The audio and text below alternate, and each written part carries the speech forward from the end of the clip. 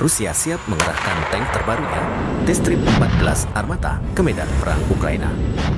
Tank ini diklaim sebagai tank tempur paling canggih di dunia dengan menara tak berawak, perlindungan ekstra, dan kecepatan tinggi. Apakah tank ini bisa mengubah nasib Rusia dalam perang melawan Ukraina yang didukung oleh tank canggih dari negara-negara NATO? Bagaimana reaksi Ukraina dan dunia internasional terhadap langkah Rusia ini? Simak ulasan lengkapnya dalam video berikut. Rusia tidak menyerah dalam upayanya untuk menguasai Ukraina.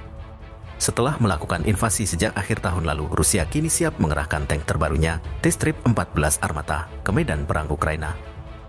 Tank ini diklaim sebagai tank tempur paling canggih di dunia dengan menara tak berawak, perlindungan ekstra, dan kecepatan tinggi. Tank T-Strip 14 Armata pertama kali diluncurkan pada tahun 2015, tetapi baru mulai diproduksi massal pada tahun 2020.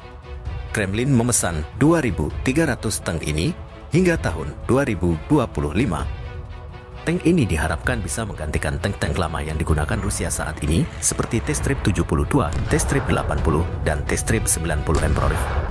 Tank-tank lama tersebut sudah tidak sebanding dengan tank-tank canggih yang dipasok oleh negara-negara NATO ke Ukraina seperti M1 Abrams dari AS dan Leopard 2 A7 dari Jerman. Tank-tank NATO ini memiliki keunggulan dalam hal persenjataan, perlindungan, dan mobilitas. Rusia berharap dengan menggunakan T-Strip 14 Armata, mereka bisa membalikkan keadaan dalam perang melawan Ukraina. Namun, tank ini juga memiliki beberapa kelemahan seperti biaya produksi yang tinggi, ketergantungan pada teknologi digital yang rentan terhadap gangguan, dan kurangnya pengalaman kru dalam mengoperasikannya. Perang antara Rusia dan Ukraina masih terus berlangsung dengan sengit.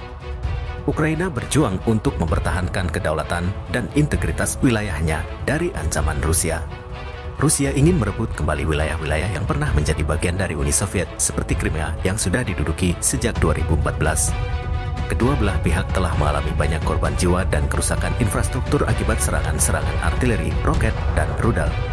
Situasi ini juga menimbulkan ketegangan internasional dan krisis kemanusiaan di wilayah konflik.